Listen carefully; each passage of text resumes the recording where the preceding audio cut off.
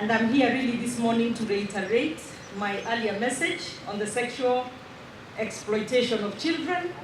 And I'm sure most of you saw the clip from the recent BBC expose that has really cast a dark shadow on our human rights record. As a woman, as a mother and governor of Nakuru County, I affirm that exploitation, and especially of our children, is a crime that will not be tolerated, it will not be excused or ignored under my leadership. I call for accountability at every level: family, community, and leadership. The ongoing investigations must lead to prosecution and a clear commitment to deterrence. I'm sure for those of you who saw the clip, which was widely shared on social media and in many platforms and everywhere, and mainstream media as well, you could clearly see the faces of those women who are narrating. So I'm sure by now, I'm told by our county commissioner and the security team that some arrests have been made, but I am hopeful that it goes all the way to everybody that is involved in this very heinous crime that is happening or has been happening right under our noses. We must understand how this situation arose and identify the enablers, observers, and perpetrators. And I also want to speak to our community. By just watching and not doing anything is not okay.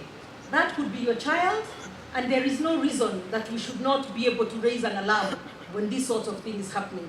Because I don't think that this could have been happening for that long without anybody being aware.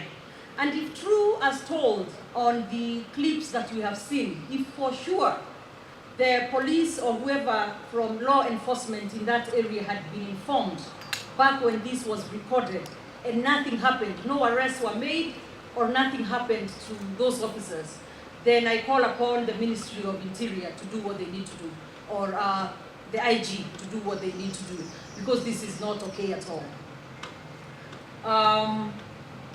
So at the same time, I'm working with national government officials to ensure survivors receive medical care and psychosocial support.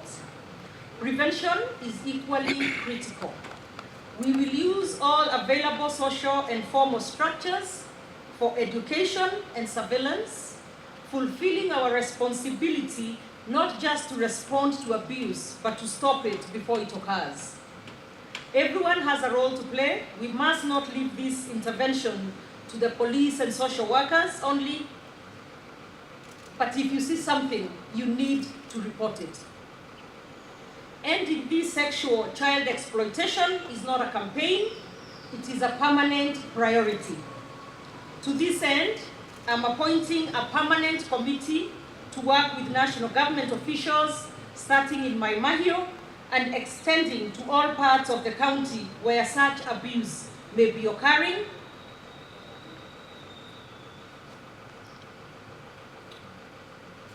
And the members of the committee, you can step forward as I call your name. The members of the committee will be Roslyn Mungai, who will chair the committee. She's our CEC for Health. Zipporah Goge, who is our CEC for Education, will be a member. Gladys Kamuren, our CEO for Gender. Joyce Nsese, she's in another meeting right now, but she's our Public Health CEO. Stella Mwaura will also join the team. She's our CEO. Maureen Litunda, she's a member too from our legal department. And Elizabeth Kipto will be the secretary. She is in the nursing public health director. She's a public health director. She may not have been here this morning, but she'll also join the team. And the reason I say this is because we know that it's not an isolated incident in Mahiu, as now the little investigation so far that has taken place has come to reveal. So this committee will visit Mahiu and in collaboration with relevant stakeholders, gather detailed information on child exploitation. Number two, they will identify the root causes of the practice They will engage stakeholders on sustainable solutions. They will submit the report to me by the 5th of August 2025. We shall then implement the proposed measures in Mahiu and roll out the initiative across the county. And this will include Kihika, where I'm hearing or I'm told that we may have such problems, such lawlessness or such illegal activities happening. So Kihika, Salga, Total, and other Longonot, and also other areas along the northern corridor. The committee will work with existing resources, mechanisms, and structures across all departments. And they'll also work very closely with our security committee of the county. And once the report is brought, we shall also be having a very big stakeholders meeting, drawn from parents, clergy, teachers, business community leaders, and just leaders across the county in the communities, so that we can really get ahead of this and make sure that this never happens to any other girl or boy, for that matter, in this county.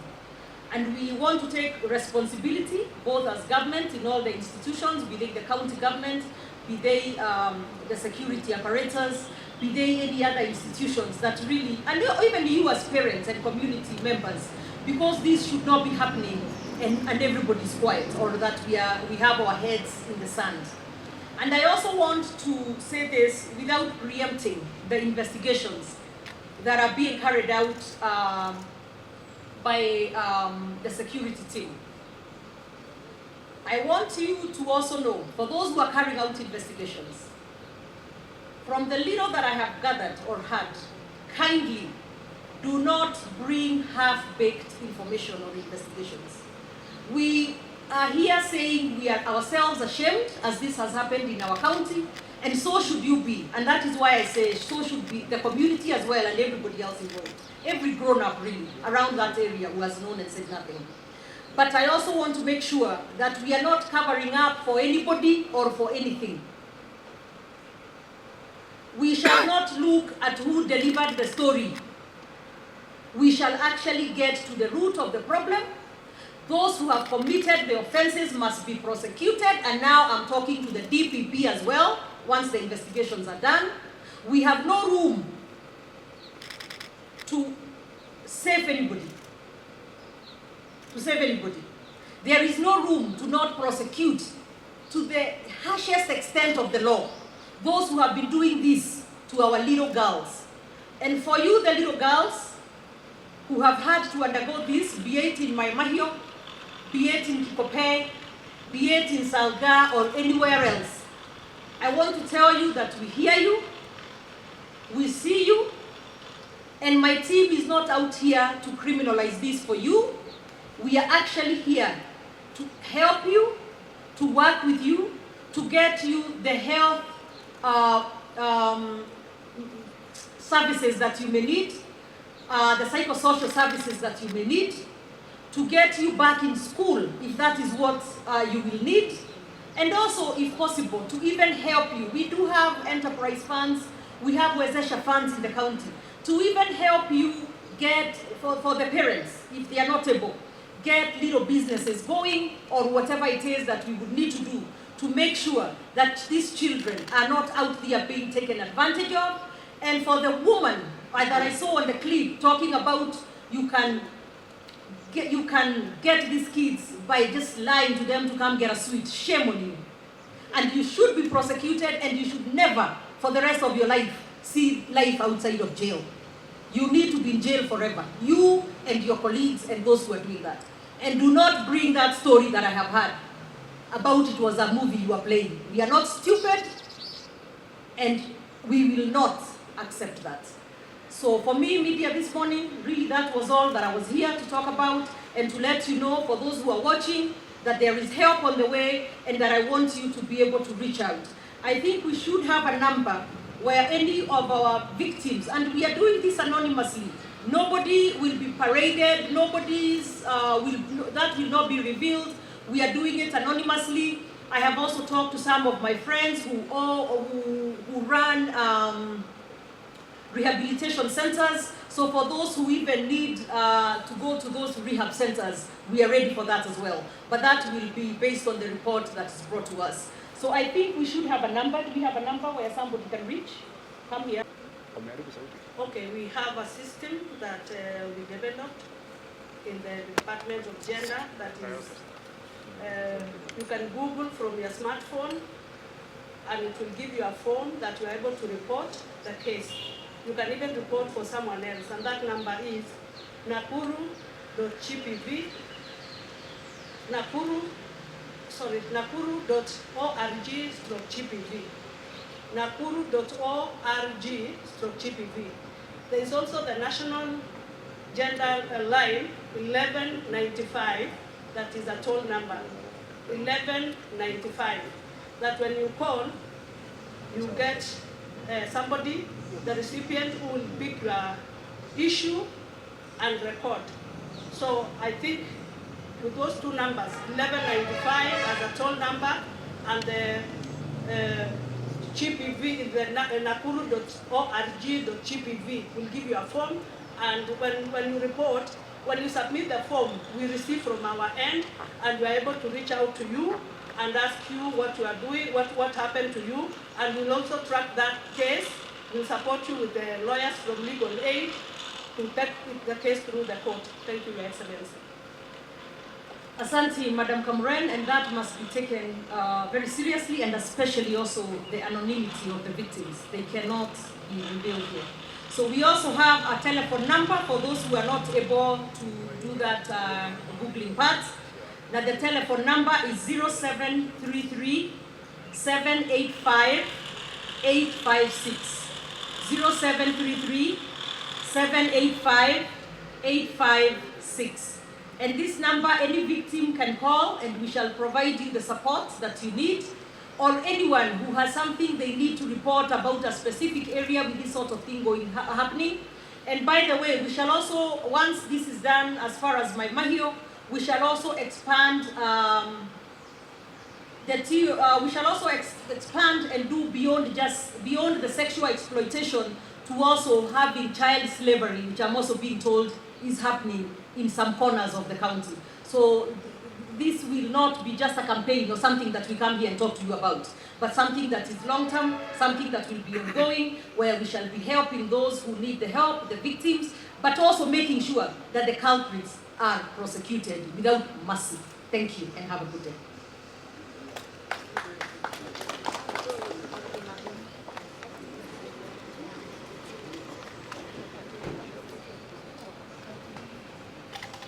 Hiya, we can take two questions. Two questions, or there are none? Yes. Thank you so much. My name is Kihika from Vegeton University. Your step is commendable, and we hope that we'll get a solution out of that. Just one or two. First, is it by design or default that all the members of your committee, let's call it a task force, are women? Is that how you are conceptualizing the issue? Is it a women-only issue? And the fact that even all the people behind you today are women, and considering that perhaps the major delays before we come to the madams are actually men. So what is the role of men in that? And how is it then that men were left out in the picking of that committee? Then two, I watched the documentary actually very early this morning. I fell in love with the story of there's the madam and the other lady who is actually rescuing the girls. Is there a way we could promote, her personality and especially what she's doing? Then two, there's an issue she raised about the gap that has been left by the lack of the USAID support. How will we ensure that that gap is filled, even as we continue with looking for the proposals that we will eventually get from the committee, even as at now? Thank you. Thank you, Kihika. First of all, thank you very much for noticing the ladies back here. It was actually not sectionalized, but more based on who holds a specific position. For example, I needed the CEO, the Chief Officer for Gender, and it happens to be Madam Kamuren. I needed the CEC for Education because, as you heard, a lot of these, because these are young children, I need them back in school. It happens to be a docket that is held by CEC ZP. I needed health to be very involved because you can imagine the health part in all this.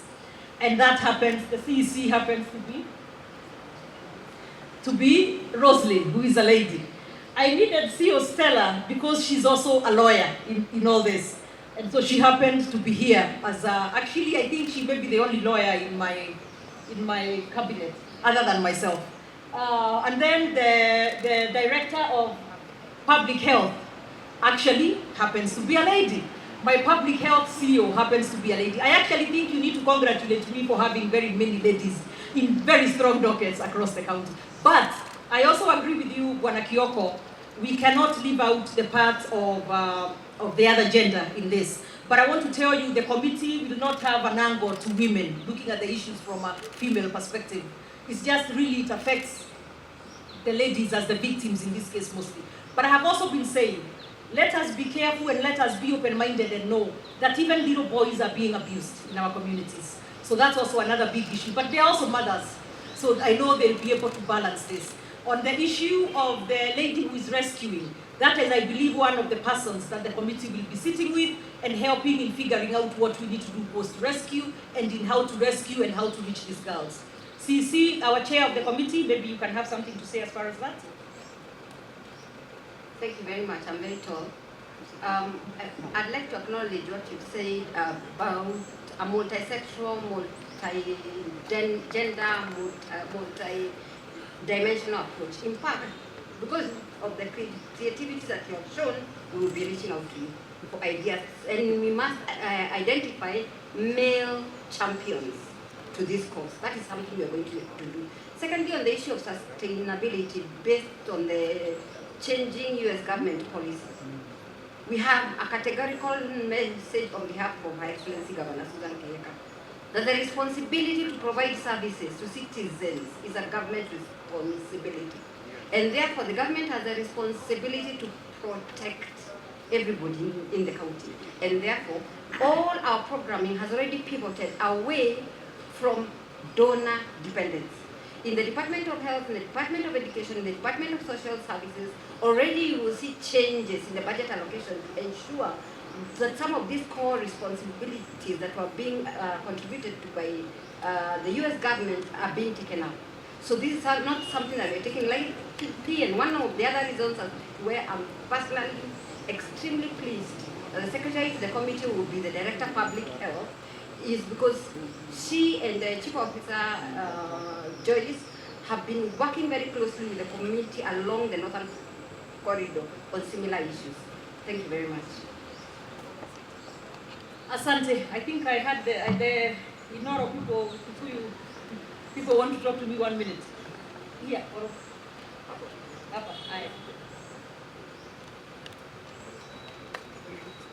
you want me to do the whole thing? No, you know.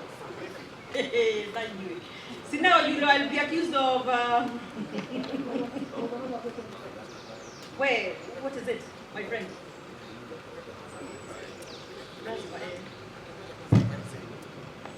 Harakisha, I'm waited on somewhere. Thank you very much, Madam Governor.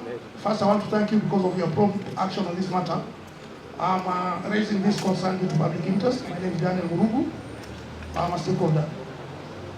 On the aspect of Nakuru County, gender violence and reproductive health education, it was provide for safe houses. That was number one. Number two, it was also to provide for counseling and guidance. And then, of course, now under guidance and counseling, my concern is actually how do you package that, especially now when you deal with the victims who are maybe under 10 years. Because you normally do guidance and counseling for people who are maybe over 15 years. Now in this particular scenario where the victim is under 10 years, how do you package that? So I need you to respond on safe houses. Number 2, guidance counseling, and then number 3, on whistleblowing. What incentive would the government want to provide, and maybe also maybe the safety for any person who may want to volunteer information. But also this problem, the issue of parking of long vehicles along Kikope, Sangam is actually the major issue. Maybe you need to consult the national government to be able to, maybe we house maybe the long motor vehicles to park elsewhere from maybe the business training centers and Sawa, that's important, and I've heard, and that's why you heard us very specifically talk about the northern corridor, because you have picked on what I'm talking about. So, and that is also why I said we are working very closely with national governments, so that some of these issues we must work together in a multi-sectoral way. Now, as far as counseling, Kamuren will come and answer that, Chief Kamuren, Chief Officer Kamuren. But I'm sure, as you can imagine, my friend, it's horrible enough for a grown-up going through such things. You can only imagine a 10-year-old, how horrible and how much that must mess up the rest of their lives. So if anybody would need counseling, it would be those children. But I'm sure she'll come and talk about specifically Nakuru County what we are doing. And Kamuren, karibu. Thank you, Your Excellency. I want to state that as a department, we have worked with other stakeholders who especially provide safe houses. So currently, we are working on our rehabilitation center in Joro, where when complete, all these cases now will be referred there. But before then, we have safe houses that are privately owned, and we work together in collaboration. We have referred many cases, especially for teenage pregnancies and all that have cases in court, and we saw it is safe when we bring them out of their environment, so that as we work on the legal cases, they are safe in the safe houses. So we have some houses that we have been working with. About counseling, from the safe houses, they have counselors who actually counsel. And let me inform you that even young children as young as 5 years are being counseled. There is a technology used for children to express themselves. For example, maybe I can just say, if you want to tell a child to give